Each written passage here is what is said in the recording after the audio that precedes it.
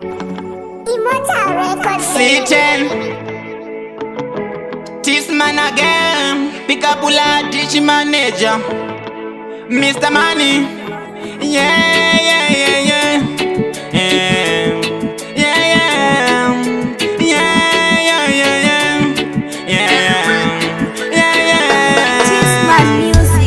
Jale wafunga kutungamira, apane wafunga kuchenesa nzira. Ndakangondwa kayaba mere, ndani ashaya, ntibaba sikere. Jale wafunga kutungamira, pane wafunga kuchenesa nzira. Ndakangondwa kayaba mere, ndani ashaya, ntibaba sikere. Vaitoda kurarama, zvakakona asi ivo vachida. Ataitoda vararame, zvakatikona asi isusu katichida. Inzira yedu tese, tichafamba nayo tese. Zvinowanikwa kwese, saka veya macheme mune tariro. Ndiani wafunga kutungamira, apane wafunga kuchenesa nzira. Ndakangondwa kayava mere, ndani ashaya, ntibaba sikere. Ndiani wafunga kutungamira, pane wafunga kuchenesa nzira. Ndakangondwa kayava mere, ndani ashaya, ntibaba sikere.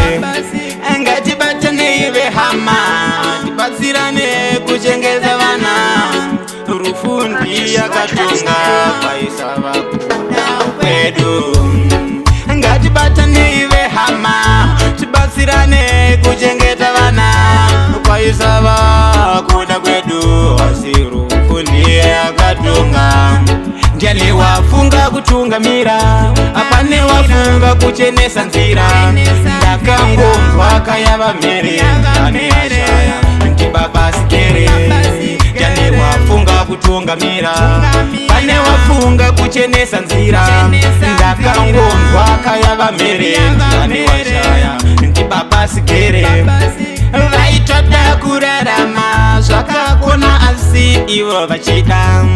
Ataitoda vararame, zvakatikona asi isusu katichida. Inzira yedu tese, tichafamba nayo tese. Zvinowanikwa kwese, saka veya macheme mune tariro. Ndiani wafunga kutungamira, apane wafunga kuchenesa nzira. Ndakangondwa kayava mere, ndani ashaya, ntibaba sikere. Ndiani wafunga kutungamira, pane wafunga kuchenesa nzira. Ndakangondwa kayava mere, ndani ashaya, ntibaba sikere.